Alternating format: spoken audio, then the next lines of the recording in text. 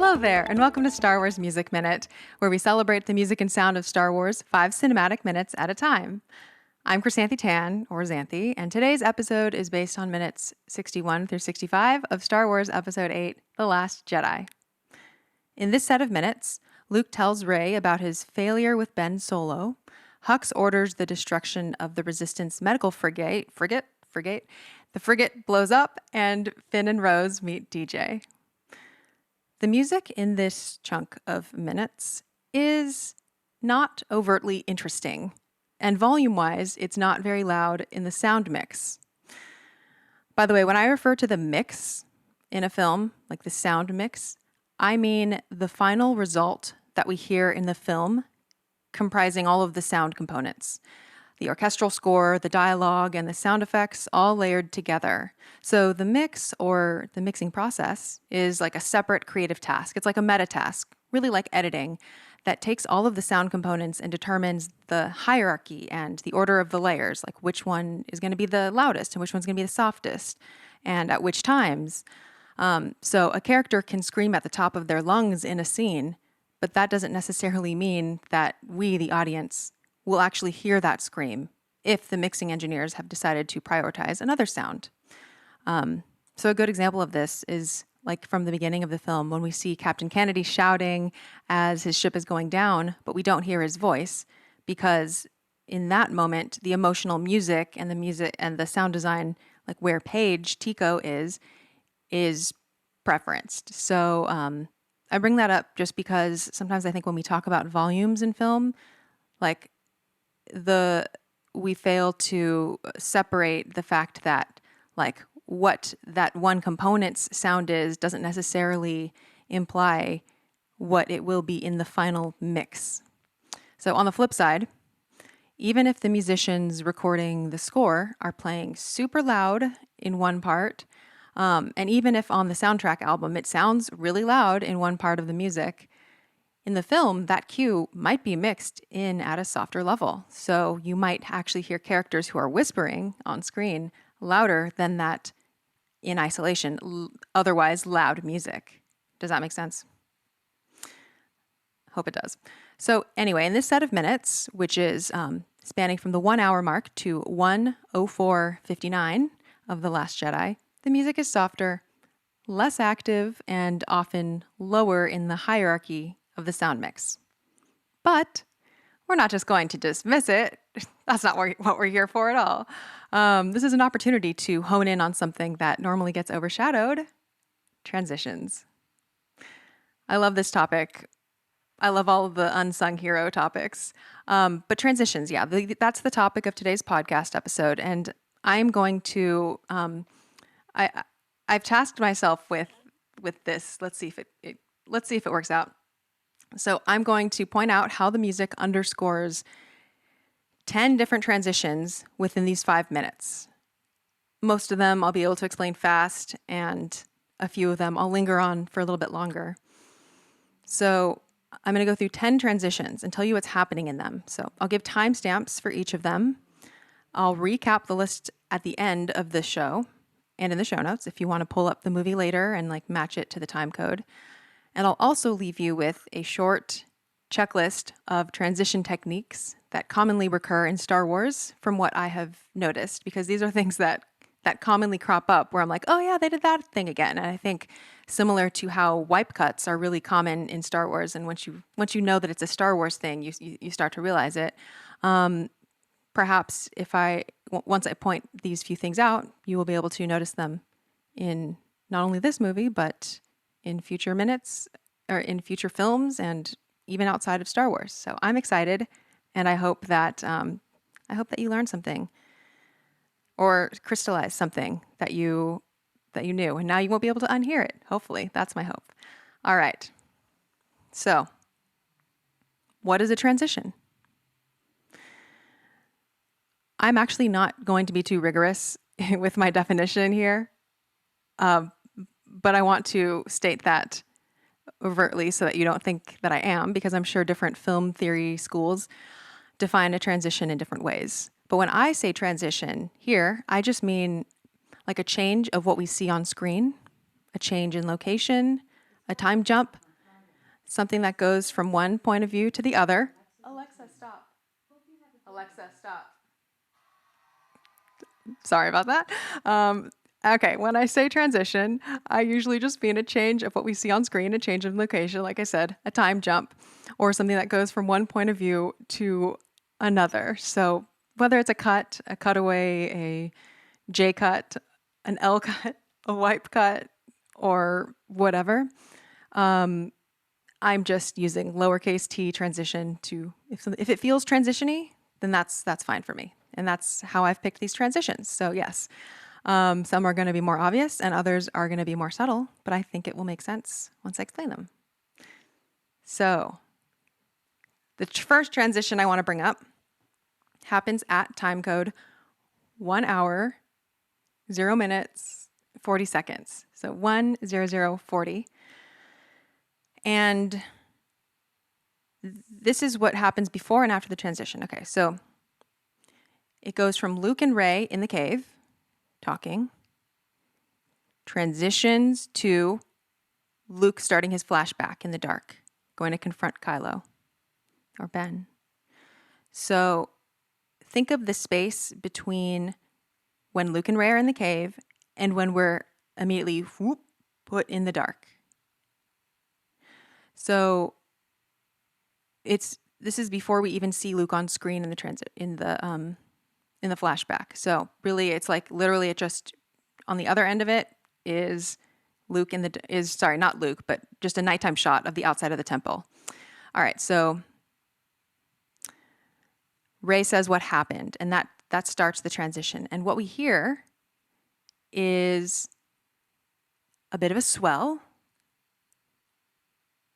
If you listen to EDM, or if you've ever heard an EDM song, or really, they popularized, like the people, I don't know who popularized this term, but I think the term like riser, I feel like I normally hear that in association with EDM music. Like if you think of a riser, which is like a gradual increase in either pitch or volume or, intensity leading to like a drop or something. That's what we hear. We hear a little bit of a riser. I'm going to throw out different terms for what I'm hearing, just so you know that I'm referring to the same thing. And so if one term makes more sense than the other, so you have a bunch of analog terms. So I would think of it as like a crescendo. Crescendo is the Italian word for increasing, I think, or maybe getting louder. I don't know. In music, crescendo just means get louder. So whether I say crescendo, riser, or swell, what I mean is it goes from soft to loud, and like this.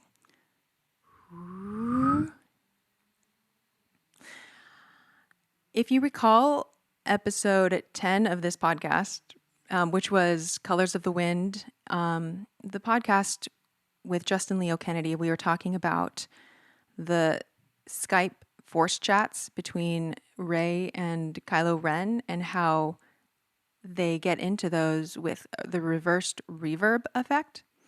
That is, I think, what we're hearing here too.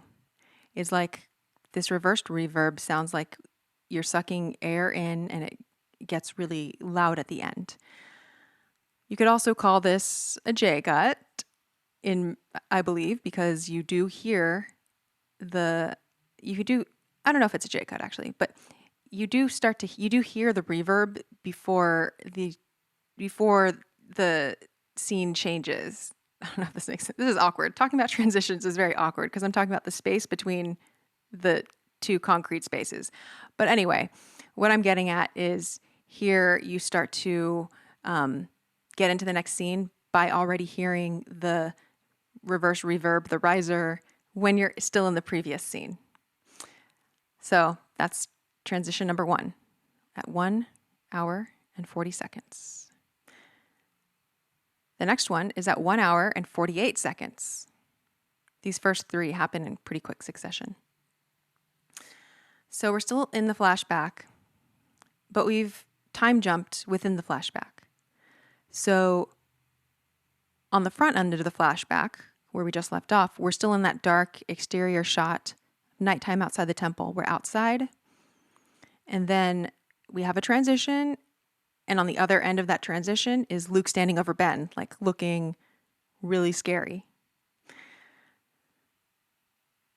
The dialogue that sets this off, or the thing that Luke says, is, "Then he turned on me."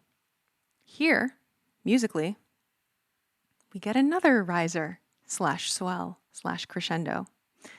It's another moment of going from small to big, dropping us off the cliff, basically. This time, it sounds like a combination of strings, shouting, probably that reverse reverb thing as well, though I don't know for sure, and like a cymbal crescendo, like suspended cymbal. Shout out to my friends who helped me identify that drum sound, but I'm bad at drums, so yeah, that sounds like a crescendo cymbal, like as opposed to like a crash cymbal. But anyway, listen to that. You'll hear about the same type of riser. It's just more intense than the first one. I don't know if it's faster though, but it is more intense. More grit and more volume overall. And keep in mind, this is also emotionally, it transitions into like a really scary place. So again, the riser and the kind of drops you off a cliff. Okay.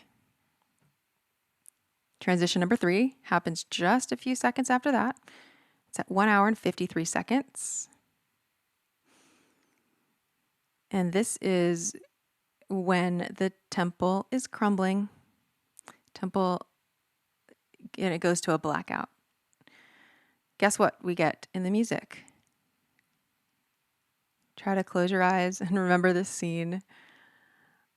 Okay, when the temple is crumbling, what do we hear? Guess what? It's another swell. It's another swell slash crescendo. This time it's in the brass. So once again, it kind of brings you up and drops you off this cliff. 3 in a row of risers. What we are left with after the brass swell is a single sustained violin note. So it drops out to next to nothing except for this single violin note. We get a close-up on the fire and the wood. We hear the burning wood sounds. We hear the fire. And then the strings continue on with some more anguished music. This is when we see Luke kneeling by R2-D2, honestly just looking so tragic. His lip is quivering. He just looks like, what have I done? And now we get our 4th transition. At 1 hour, 1 minute, and 20 seconds, it goes from Luke, close up, kneeling by R2, lip quivering and all that. We hear in the voiceover, but it was me. I failed. And then it transitions us to back to Rey and Luke in the temple. Back to where we started. And when they get to that shot of seeing Rey and Luke again, back to reality, is when Luke continues, "Because I was Luke Skywalker." So that whole line is, "But it was me. I failed because I was Luke Skywalker." The point where he says, "Because I was Luke Skywalker," is the point when we are back to the current point of view. This time in the music, in the transition, there's no swell, no crescendo, no riser. This time the flow of the music remains connected. The only shift is really one in instrumentation. It goes from higher pitched instruments to lower instruments. But the music itself, if you closed your eyes, you wouldn't necessarily even know visually that a transition was occurring. Because there's no dramatic sound effect that's like, oh, okay, now we're snapping out of the flashback. It's very smooth. So the way that I see this opinion is almost as if the kneeling, dejected Luke Skywalker fades smoothly into the present setting. So my personal take is that like the dramatic swells of the prior transitions, they signify a major shift back to the past and this old reality, these really stark differences. But the Luke Skywalker who is grieving and forlorn, thinking, "What have I done?" while the temple burns around him, that is the Luke Skywalker that Rey actually finds him as. That trauma could have been years ago, could have been yesterday. Either way, Luke is still soaking in that aftermath. And for me, it feels really appropriate that that final shot of the flashback transitioning to reality just really fades into the present, sort of like he's been going through the motions and kind of in that same, stuck in that same mindset for all these years. Of course, this is my opinion. That's what I take from it, and the musical, and that's what's happening in the music. So at this point, I want to point out a few things. Now that the flashback is over, I do want to point out a couple things about the flashback in general, since this flashback and the three flashbacks in this film are subject for great discussion in the Star Wars fandom, I would say, because people tend to be curious whether this is a flashback, a literal vision, whether it's something only Luke sees, something that Rey sees as well, something that no one sees except the audience. Is the flashback diegetic, like experienced by the characters on screen, or is it non-diegetic and just for the audience? I think it's an interesting topic of discussion and thinking, and I'll tell you how I'm thinking about it currently, as of today. So first, in the sound, I'll point out that Luke's voice, as he's telling the story, it remains constant in the mix. Mix, like we talked about before. Mix meaning like the final output with everything prioritized sonically. So Luke's voice, his voiceover, his story, it's a consistent volume throughout. It's never overtaken by the music. It's consistently treated in terms of echo, reverb, EQ, the frequency equalization, and this feels very consistent with storytelling and voiceover. But my point is that Luke, regardless of what we see him doing on screen in the flashback, Luke is with Rey in the temple, grounded this whole time. And I think that's evidenced by his voice and like the consistent mixing of like it's clear, it's present, it's the main thing. We don't get disjointed, choppy flashbacks with random Luke like screams and dialogue flashing back in the flashback. So the voiceover keeps the flashback connected to the present. And again, if you close your eyes while listening to the story, you could almost think that this is a coherent narrative like in an audiobook. Like how audiobooks, they'll do like sound inserts sometimes. At least if you listen to Star Wars audiobooks, they definitely do this. And it kind of sounds sort of like this. Another thing is that it reminds me of is actually in Return of the Jedi when C-3PO is telling the Ewoks their story. And you can hear all this different sound effects that R2 is making to accompany R2 or to accompany C-3PO's story. I think these flashbacks make more explicit something that I feel is really woven into the fabric of Star Wars, which is, the whole from a certain point of view aspect of it all. Because there are 3 flashbacks in this film. All of them are different, and none of them, or I guess maybe all of them, are true, at least emotionally true for the character. So I interpret the flashbacks as narrative devices for the benefit of the viewer and as a shorthand for conveying the character's emotions. I don't mind imagining that Rey might visualize all of these things as well in an empathetic way, in her own interpretive way as she was listening to the story. But I do think that the flashbacks are ultimately intended to represent Luke, and even more so than his like visual memory, his emotional recounting. Also, I'll note that at the end of the flashback, the shot fades into Luke looking off into the distance. So that doesn't prove anything. That's just something I point out. This is kind of a tangent, but I do want to say that I actually don't take information offered by characters at face value pretty much ever, at least as definitively canon. And that's just the way that I see Star Wars. So when I offer my opinions, just know that it comes from this point of view. For some reason, I can't really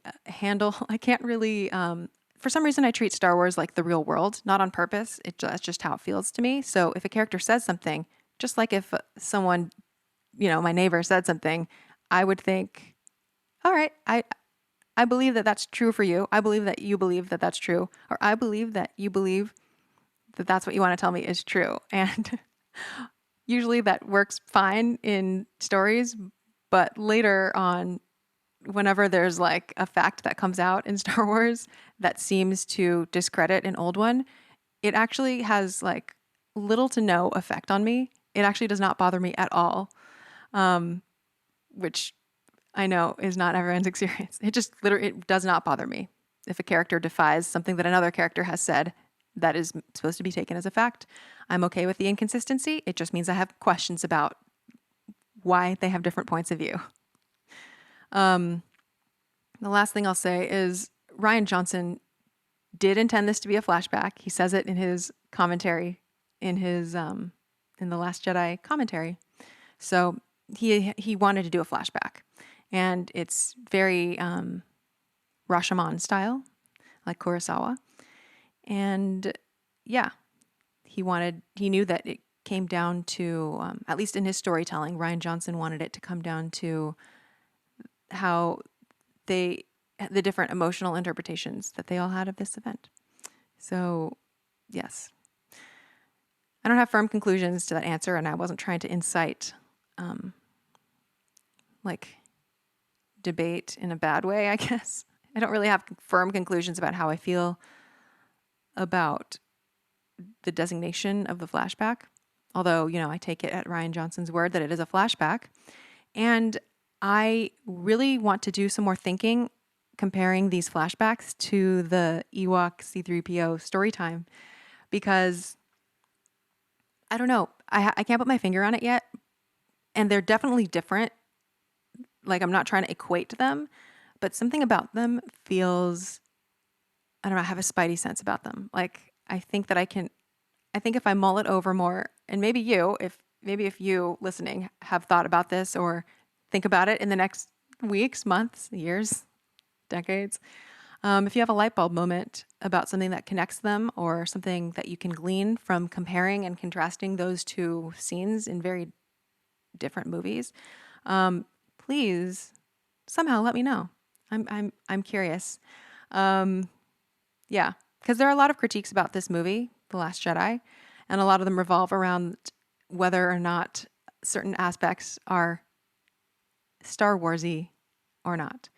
And I think if flashbacks are an outlier, then the Return of the Jedi storytelling time, which is like pretty meta, telling the story of the story that we're watching, I feel like that feels to me also like an outlier, and I say that in quotes, because is it really an outlier if it's done, if it's canon? Okay, that's not the point of this episode. So I'm going to move on to transition number 5. 1 hour, 2 minutes, and 2 seconds. Rey says, "You didn't fail Kylo, he failed you. I won't." And then we transition to an exterior shot of space battle stuff. I mean, it's more of like a cut. So yes, then we're out of the temple with Rey and Luke, and now we are into space wars, Star Wars. Here, sonically, we get timpani in. And what I mean by that is the timpani, as in the drum that goes boom, boom, nope, boom, boom, boom. That drum that rolls us into this scene. Drum roll.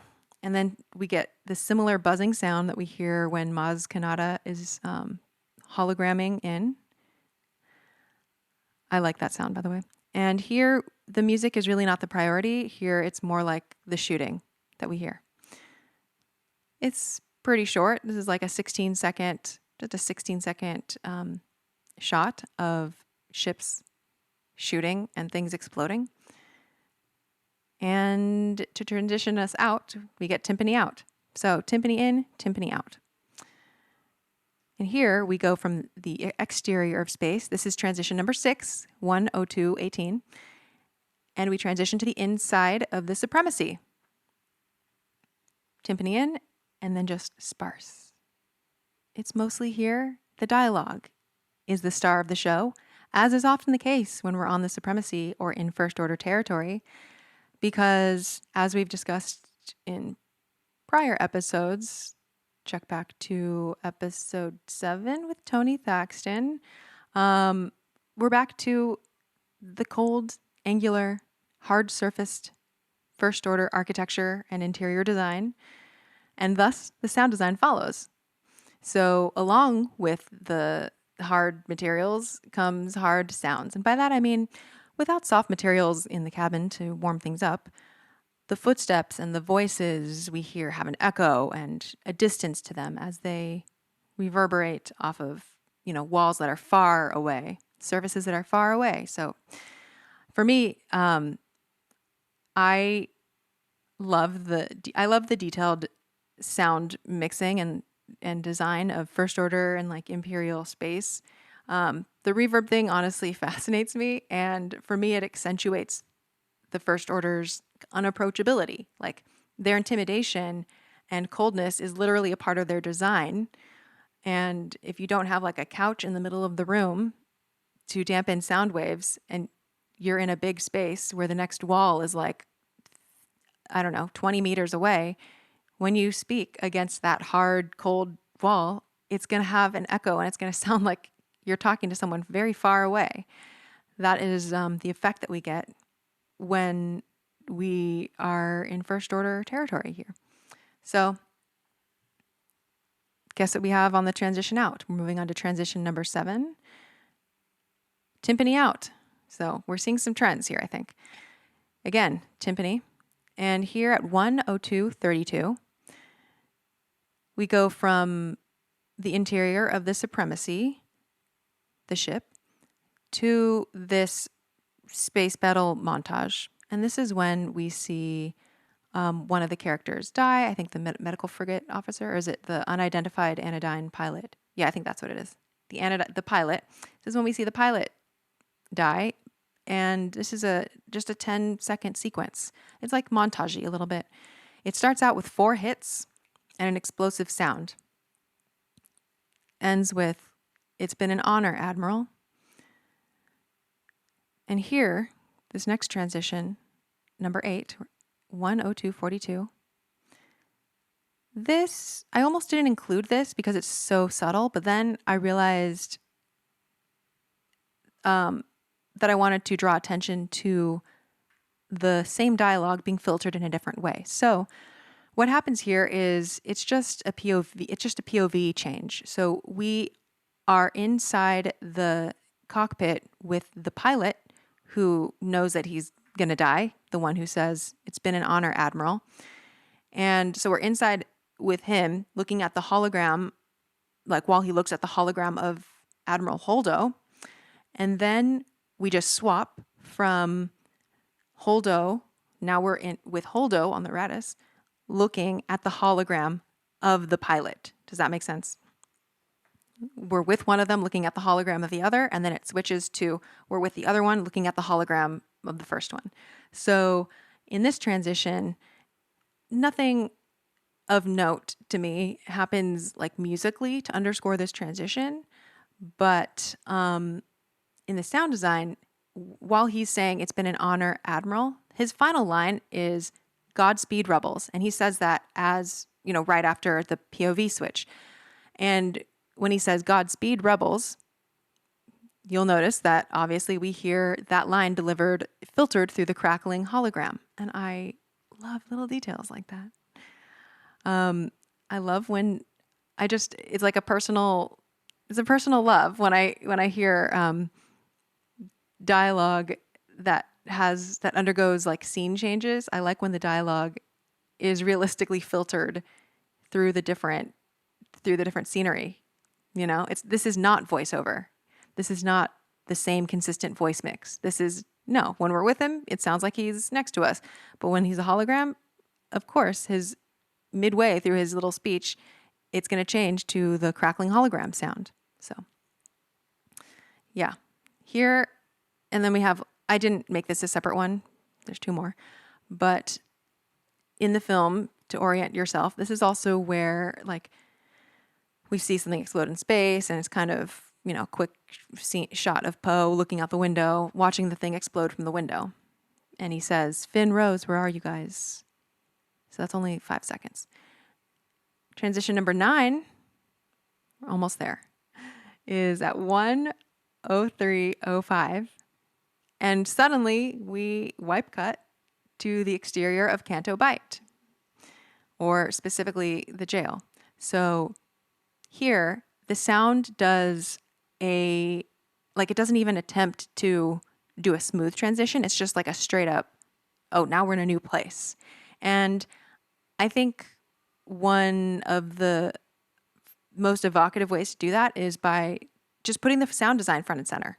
Like we even got that when we transitioned from the cave with Luke and Rey to the space battle stuff. In that transition, something that helped get us in the mood of the space stuff was hearing the, things shoot at each other and having that make it very clear and obvious that we have changed, even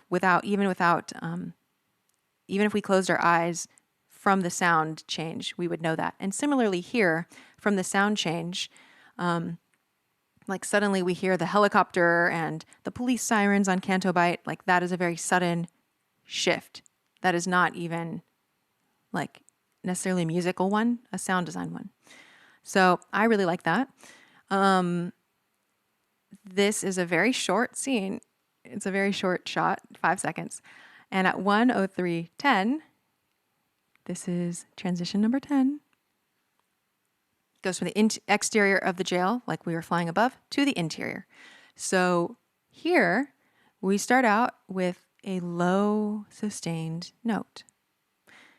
Now, I realized that I should probably be more clear about what I mean when I say low sustained note or sustained single note, sustained string. I know that I throw those terms around a lot, so let me just make it very obvious what I'm talking about.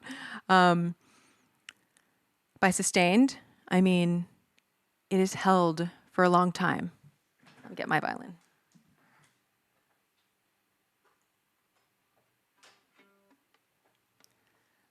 Like a short note would be.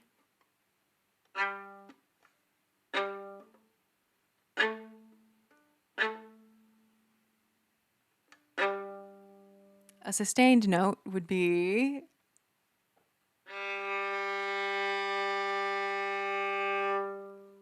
Pretty obvious. Okay, so that's what sustained means. It means when just one thing is held out.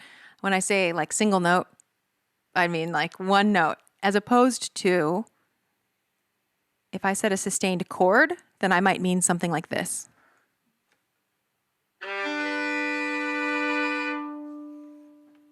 A chord implies more than one note. So when I say one note, I really just mean like literally a sustained, held out long note. And when I say a low sustained note, when I'm talking about notes, I don't mean low as in soft, volume-wise. I tend to say low and high as it refers to pitch. Like low voice versus high voice. That's what I mean when I say low and high. If I were talking about volume, I'll try to be more rigorous about using like soft and loud. So these different axes are operating independently of one another. Sometimes they are related, but oftentimes not. So low sustained note, I mean like low pitched. So on the violin, that would be like how I've been doing. Whereas if I said a high sustained note, it would be like something higher. So, okay. So here we start with a low sustained note. It's actually not in the violin. I think it's in lower strings. By lower strings, I mean like cello. So here's my thing about sustained single notes. They tend to be unobtrusive. They tend to be blank canvases. And that makes them really great for scenes that are trying to evoke a sense of anticipation. So a single sustained note used in a film can create a sense of dread, anticipation, kind of like holding your breath, because with just one note being played, there's still so much that can be built on top of that bed of a note. And bed can just refer to an unobtrusive instrumental bed. That is not a term I made up. That is actually used. So if you knew it, it wouldn't hurt you. So yeah, until more instruments are added or more context, more notes are added to a single sustained note or bed, we feel as though the outcome is still up in the air. We're left hanging. Here's what it feels like to me.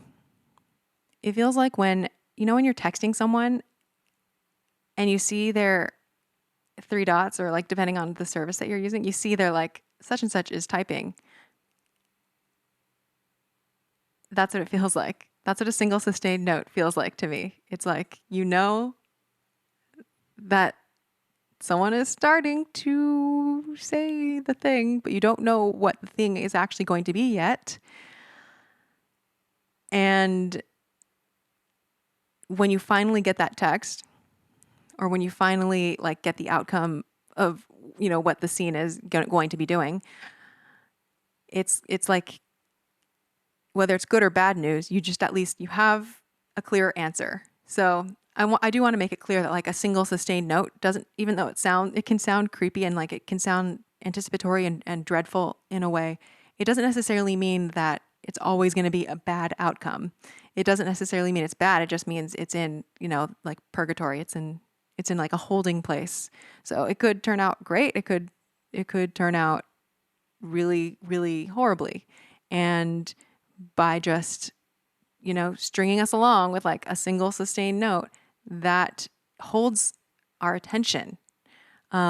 Because, or I don't know, you tell me, it holds my attention, but I find it hard to like relax when a scene is hanging in balance and when the music is just kind of like doing that like idle thing.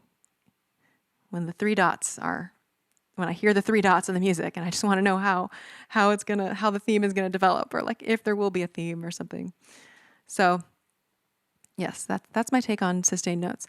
In this scene, this is when Rose and Finn are meeting DJ. So they're kind of like cautious the whole time.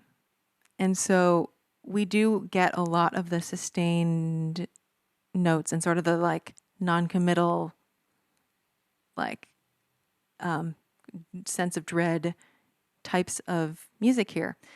We also do get a high sustained note. So similar to the low sustained note, like a high one in the violins.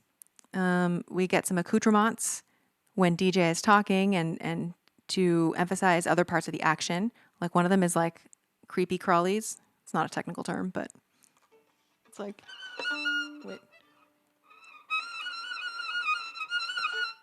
I don't actually remember, but something creepy crawly. And just other little like garnishes, I would say they are, not necessarily full themes, definitely not something you would hum, but just incidental music that really aids and holds our hand through this really tense time.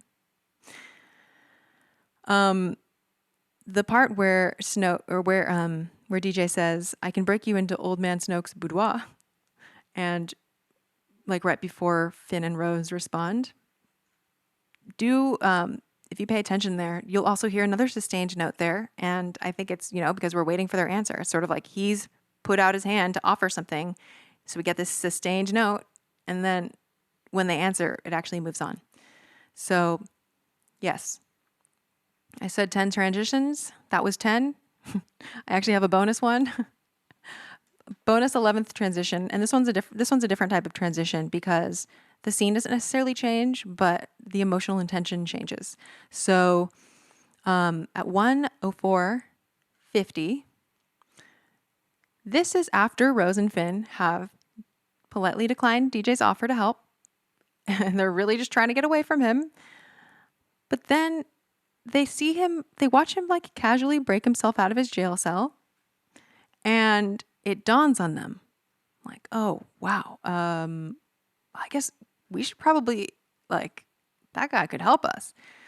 So Finn says, did he just? And Rose says, yeah. And that is like their light bulb moment of like their change of heart, their change of mind to, we didn't want to get away from this guy to actually, please come back. And so then they bolt after him.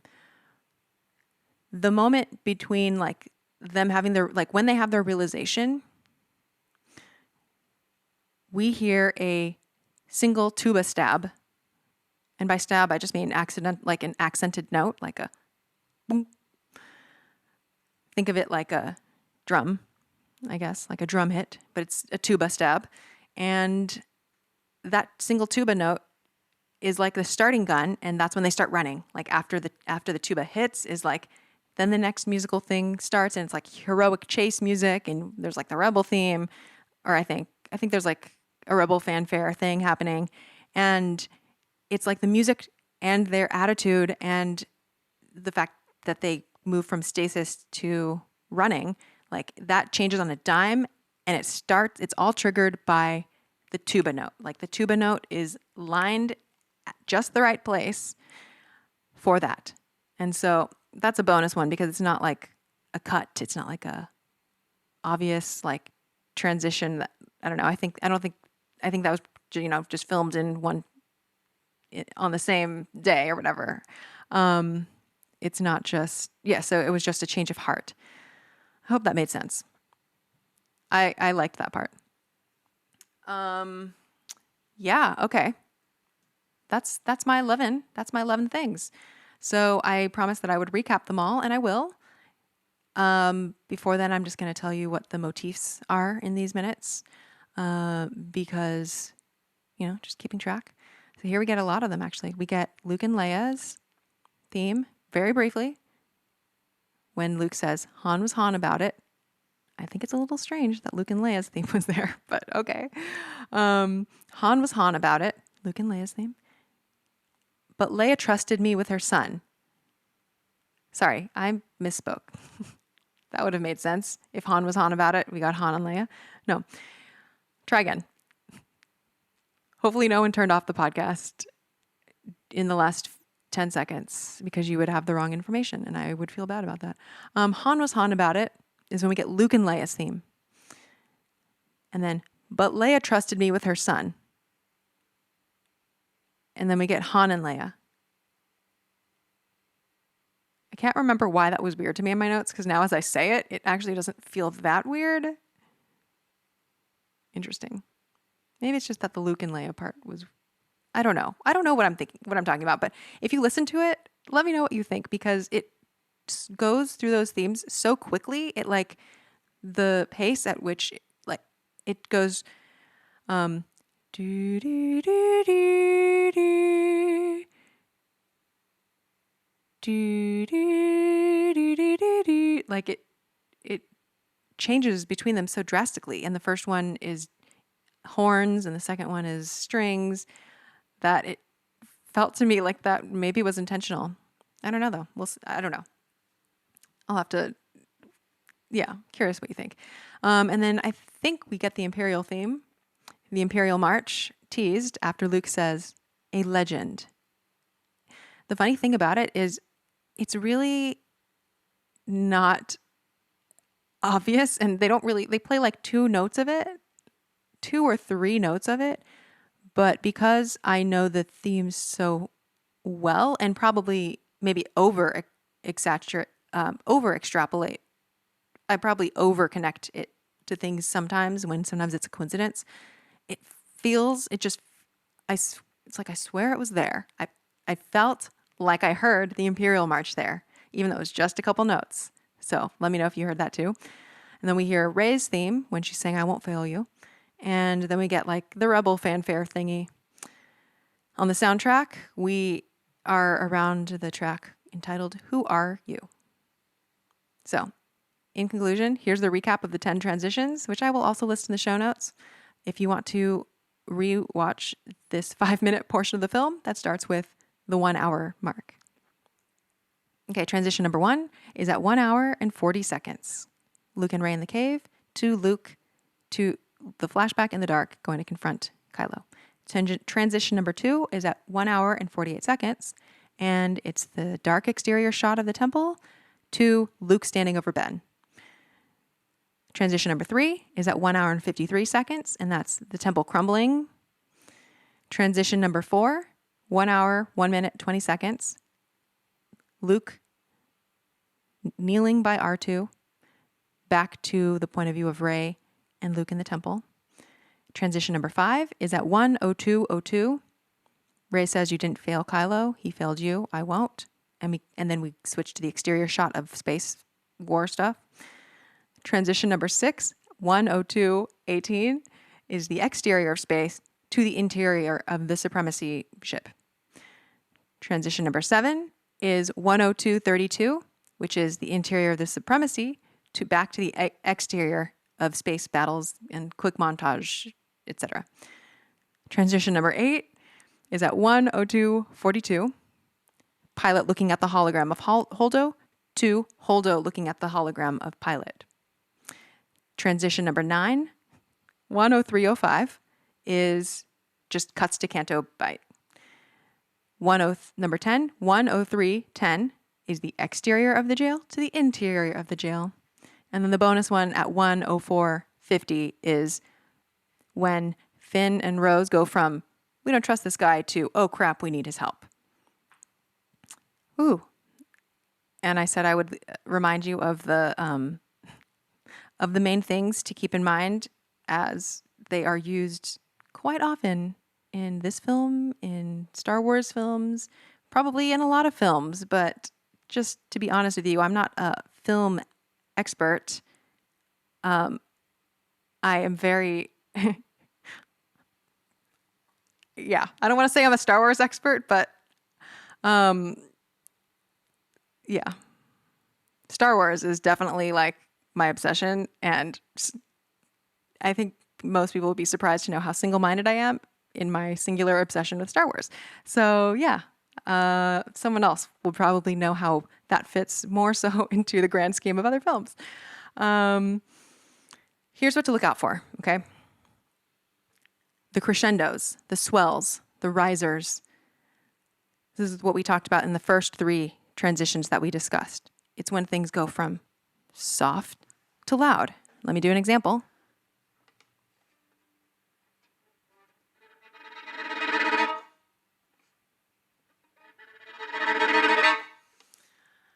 This can also be done with like drum rolls. Like I do this every other episode where I like start hitting on my chest thinking I'm going to sound like a drum, and every time it fails.